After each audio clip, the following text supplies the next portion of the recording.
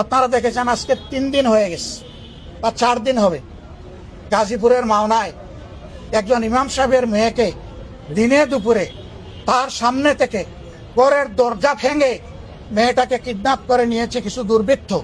আমরা খবর পেয়েছি তারা রাজনৈতিক পৃষ্ঠপোষকতায় এই দুর্বৃত্তপনা করেছে।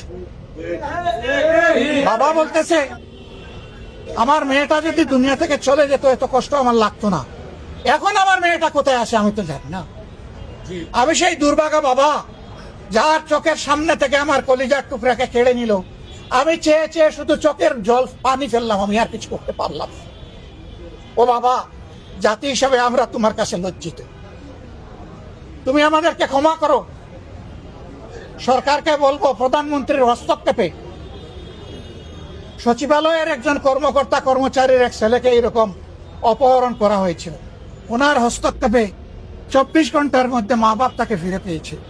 আমি বলবো আপনার প্রশাসন ব্যর্থ হয়েছে, এখন আপনি হস্তক্ষেপ করে এই নিরীহ নিষ্পাপ মেয়েটাকে তার বাবা এবং মায়ের বুকে ফিরে এসে,